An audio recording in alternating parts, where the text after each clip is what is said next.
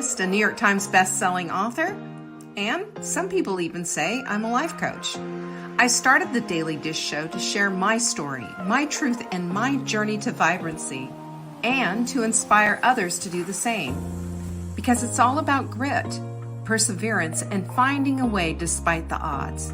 It's about embracing the whole woman, not just the parts that are easy to love, and feeding her heart, mind, body, and soul. But I found that this isn't just my story, it's your story too. It's go time. This is the Daily Dish. Oh, yes, ma'am, it's the Daily Dish. Hello, everybody. I'm a wreck, but I'm here. That's what counts. And so I just say to everybody, hello, welcome. It's Tuesday, and we've got a kind of a weird show today. I'm all about weird. Catherine's here. Catherine says, yeah, weird, count me in. Right? Anyway, so I have this weird show. I was thinking about this the other day. You know how your brain works.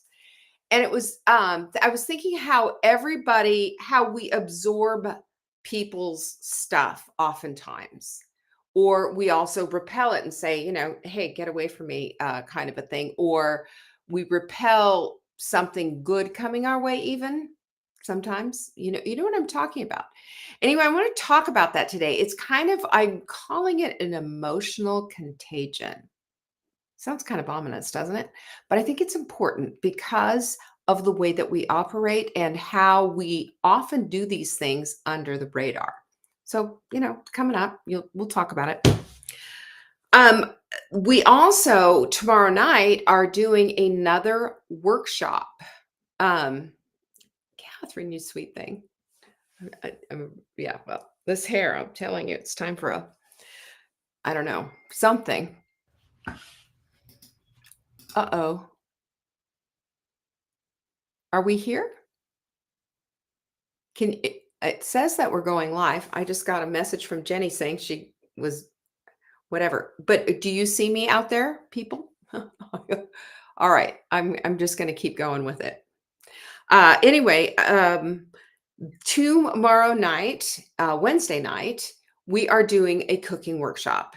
And this time around, we're going to go with some main course salads.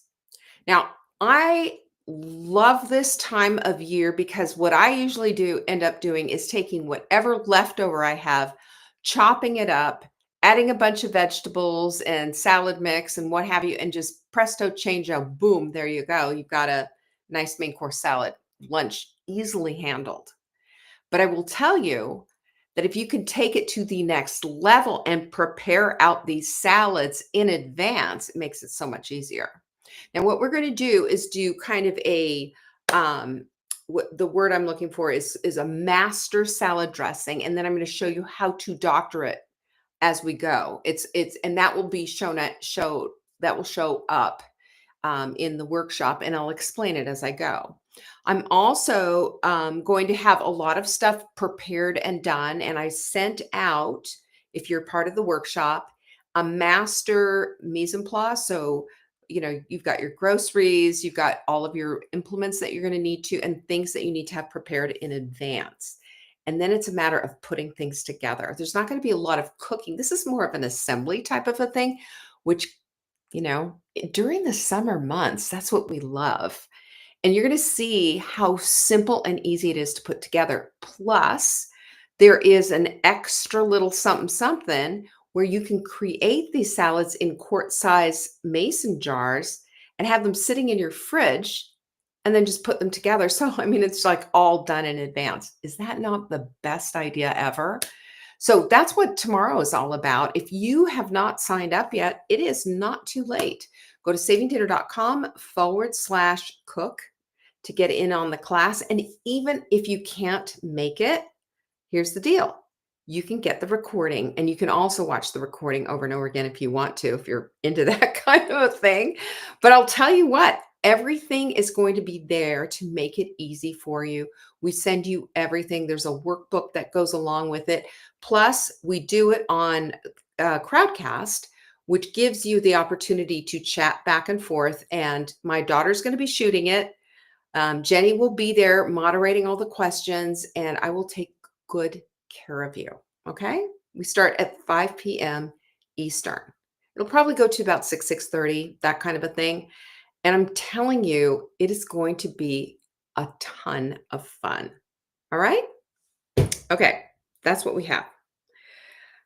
Um, savingdinner.com/cook, by the way, if that's what you're looking for. And also the other thing, I have all these brand new ebooks of recipes that all have the same thing in mind. Keep it healthy, keep it delicious, and keep it easy. And some of these you can put together and batch cook them. That's what we have been doing so that we have these recipes prepared in advance. We also have, and of course, the ebooks that we put together, these brand new ebooks that we put together, same type of idea. So if you go to savingdinner.com/show, it would be about $70 normally for these ebooks, but we've got them all for 37. Strong suggestion that you get them. These are new recipes for us, and it's time to have something a little new and fresh. I think you'll enjoy them for this time of year. The other thing is tonight we start our brand new quarter 2 Recreate Your Life book club. Now, it's not too late to get in on this, by the way. And today what we're doing is just setting up basically our expectations. This is how we do book club, and this is what it's about. We have some new people that have joined. We have some older people. I don't mean older people, but people who've been there and have experienced book club before, and they will be there as well. I really think that just you'll feel it if this is something that you want to do. The whole idea and the premise behind Recreate Your Life book club is reading books that give us, I would say, an extraordinary advantage of understanding why it is that we do certain things that we do. Understanding that it's all about the heart, mind, body, and soul. So we look at something like, for example, we're going to be doing the Drop Acid book, which no, it's not about LSD. It is all about dropping uric acid in your diet because it is connected to so many different types of maladies. Who knew? Very interesting book. And we're going to be reading that. We're going to be reading The Gift, which is a fabulous book by a Holocaust survivor. And the other book that we're going to be reading, of course, I keep forgetting about it, but it's all about how your mind works. It's one of the most influential books, according to Mark Manson. And he said this was the book that just absolutely blew him away. And it helps with mindset. So that's what we're going to be doing all the way through. Check it out and go to savingdinner.com/recreate. It's going to be fun. And if you are into that kind of thing, it's really going to be something else. So that's what we have going on. And also Stephen Covey has our quote of the week, which is pretty phenomenal. I am not a product of my circumstances. I am a product of my decisions. And you know what? Yeah, amen, right? Pinkies up on that one. A lot of us happen to fall into that victim mentality loop. And he's saying, no, that's not at all what it's about. We have decisions that are made every single day that are either for us or against us. And lest we think that we cannot control them, most of the time we can. And that should be an empowering thought for you. It is for me anyway. That's why we like this quote. All right, so let's talk about this whole idea of emotional contagions. And listen, an emotional contagion is not the same thing as catching a cold, although the science confirms that it kind of is. We do pick up people's vibes. We've talked about vibes so many times, haven't we? And this is something that I think we really need to be listening to, because this taps into our knowing, our intentions, our intuition, and that part of us that oftentimes gets ignored. And that's why I want to really talk about this. And you know what I'm talking about? Have you ever walked into a room and you could feel the tension? You could cut it with a knife and you knew, oh, this is not going to, but still you put on the happy face and you just try to get through the situation that you're in. Or conversely, you've been in a room or walked into a room where you could feel the joy. And specifically, oftentimes, you feel the presence of one person or whatever, and you're drawn to them. Have you had that happen before? And I just want to tell you, that's your intuition plugging into somebody else's energy. And it's either a good energy or it's a bad energy. And I look at it like a contagion because it's something that is caught.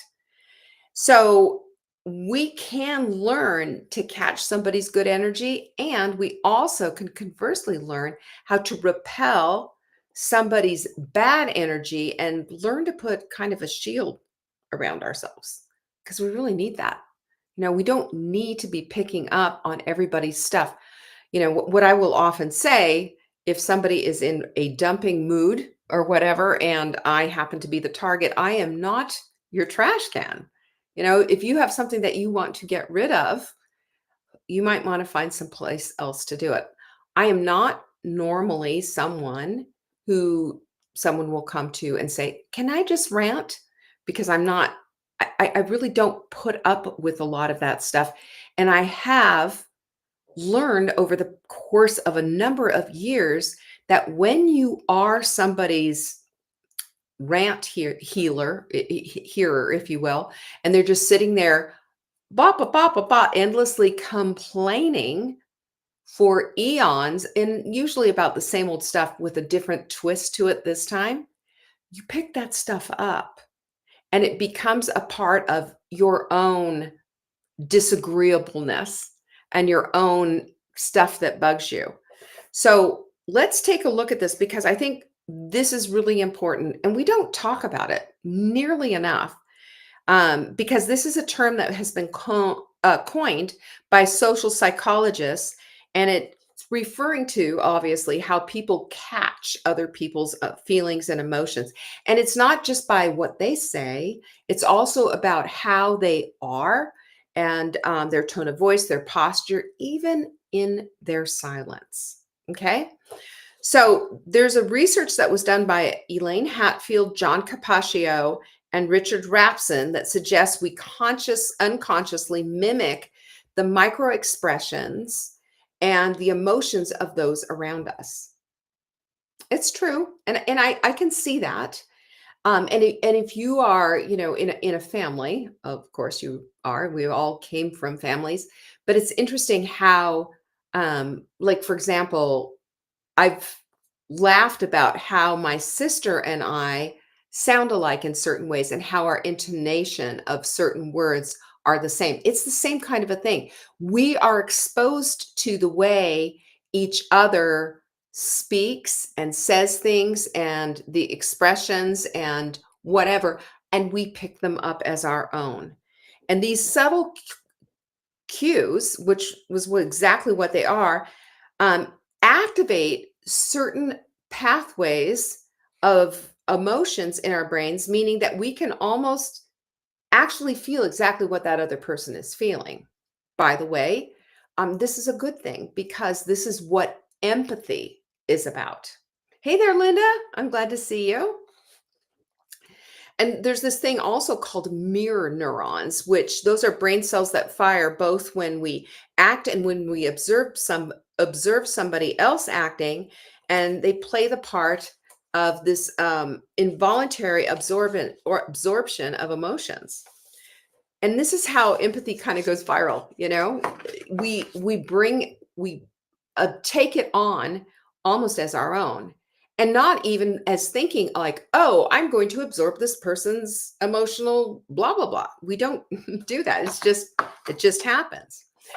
But there's a cost that comes with this constant absorption of everybody else's stuff. And if you are highly empathetic, hello, right here, or you're sensitive, emotional contagion sometimes can feel like drowning. You feel everybody else's emotional noise, you hear it. And when you go to a family gathering where you've got this mixed bag of stuff there, where you've got somebody over here who is emotionally great and wonderful and charismatic and blah, blah, blah, but a lot. And then over here, you've got somebody who's really negative and blah, blah, blah, and also a lot in a very negative way. It can be awful to be that emotional sponge, if you will, of all this stuff. And you leave those gatherings just feeling absolutely drained and you don't know why. You're just thinking, okay, well, maybe it was just a lot. I don't know. But it's that heavy feeling that you get from somebody who you're dealing with also who's always in crisis, or you look at your phone and you go, oh my gosh, so and so's calling. I know what that's about. And you get that heavy feeling. This is what I'm talking about. This is exactly what I'm talking about.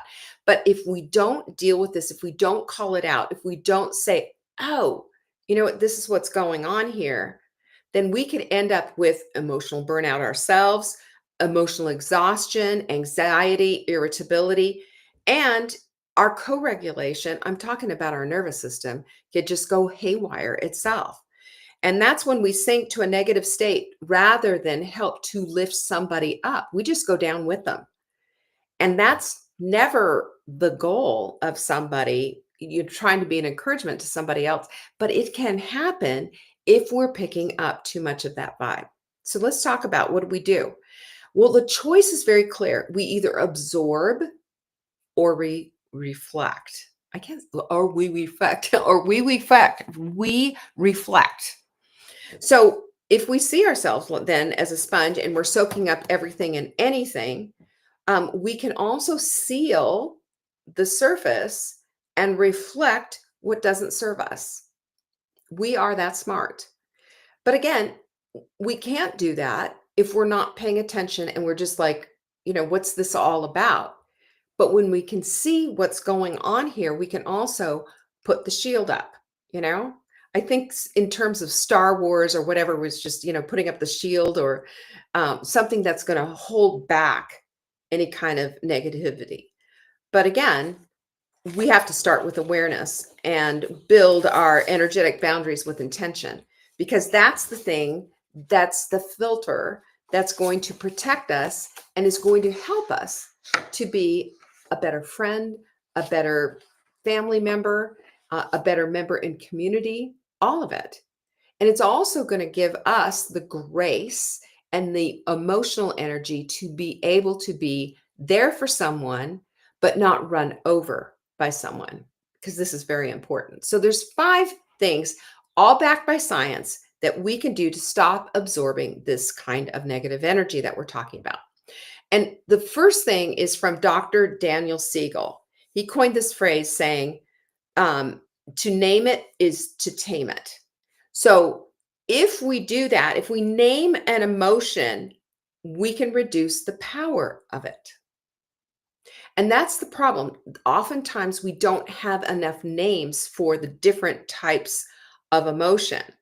So when you're around somebody who's being really heavy or whatever, you could say, is this my emotion, this particular thing? Is this my heaviness or is this theirs?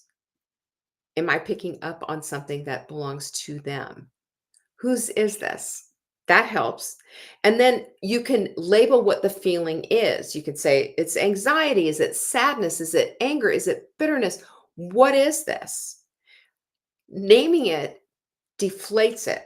Naming it takes away its power, because now you're going, aha, it's like you caught someone. It's, there's one thing to be robbed, but it's another thing to be robbed by somebody who who it is. Now it takes away the scariness of somebody taking something from you, doesn't it?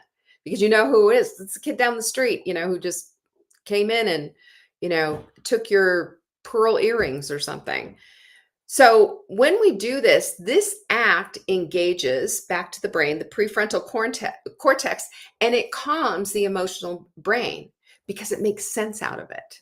Because that's what our, prefrontal cortex does. Isn't that great? I love these kind of things because, we get in a place where we're like, well, so how do we handle this stuff? Well, this is how. When we can name it, we can tame it. Number 2 is to practice physiological separation. So when we mirror others, our nervous systems sync. So to break that, that's the important part. Hey there, Jane. Good to see you. When we want to break that, then we breathe slowly and we breathe deeply. Breathing slowly and breathing deeply re-engages our nervous system, and it helps us to calm the heck down. And it helps us to take a breath, and it helps us to stop. It gives us an opportunity to be aware, to notice, to see what's going on. When we drop our shoulders, we're dropping the stress that's coming from what's going on here. What is this emotional thing that I'm picking up on and absorbing? And this is so critical. And the other thing is too, which, and I do this all the time, and you do too, probably when you're meditating, is to also plant your feet and to feel your body and to have some body awareness. This helps us to not just tense up and to just take in everything and absorb everything. Does that make sense to you? This makes huge sense to me. But these are one of the things that we do because we are practicing that physiological separation by doing all these physical things. Okay. Remember, though, we are starting with the awareness and the noticing first and calling it out. And then we're moving to this place of understanding that our physicality is also involved. Therefore, there are certain things that we need to do for our body. And then this is the cool part. This is where we get to flare up and turn on our imagination. We start to visualize a boundary. This so works because there's legitimate science behind visualization. You know this. Athletes do it all the time. You know, remember Michael Phelps? His big visualization was seeing his fingertips hit the side of that pool before anyone else.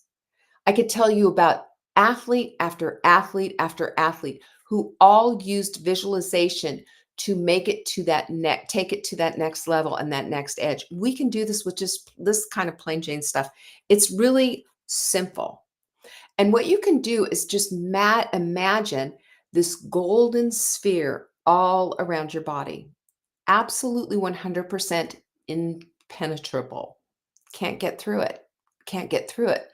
And can you imagine the next time that you're walking, maybe it's Mother's Day, and you're walking into what you know is going to be this mixed bag of emotional stuff with family and friends or community or whatever. And you say, but I'm going to have the golden halo around me and the golden sphere around me. Everything will bounce back from off of you.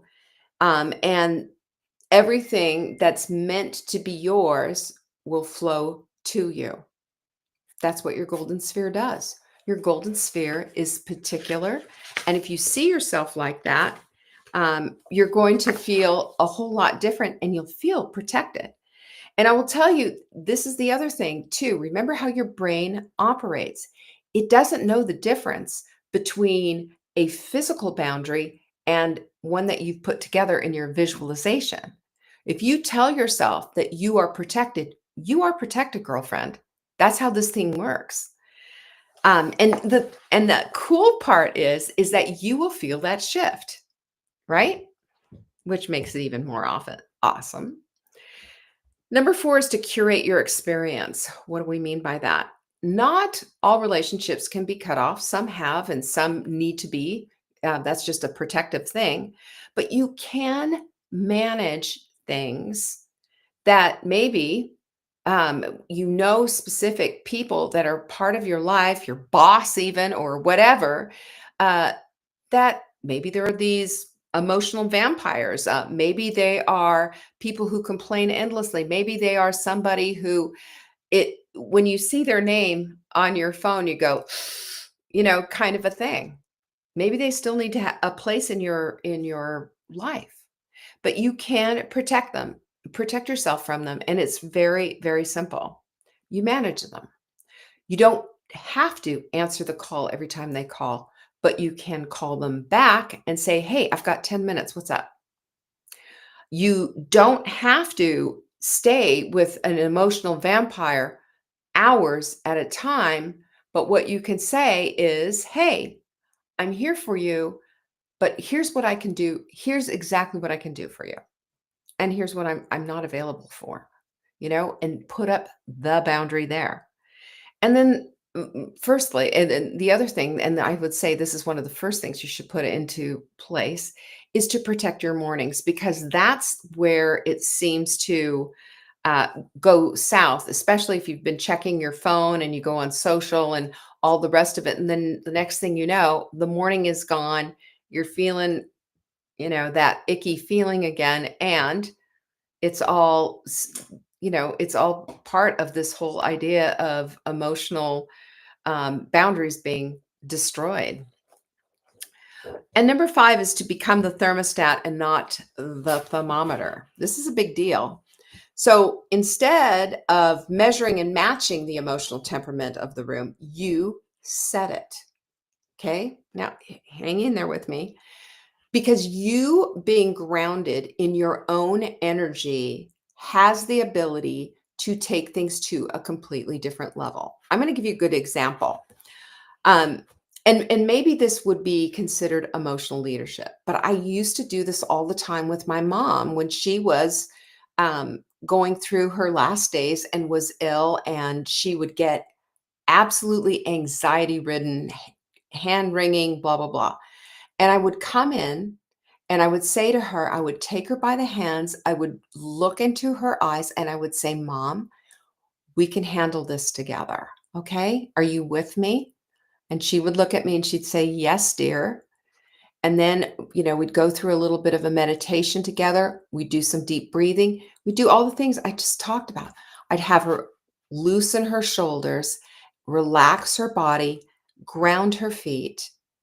But it was making a different setting and not going with her roller coaster. I never denied what she was saying was going on with her. I said, okay, but let's bring this down a notch. Let's put it in the place of manageable. And this is obviously was something but you do this with your children. We could do this with our elderly parents. We can do this even in a friend's kind of a situation. We can say to that friend, okay, wait a minute. Let's bring this down a little bit, and let's both sit here and take a breath. Can we discuss it from this perspective?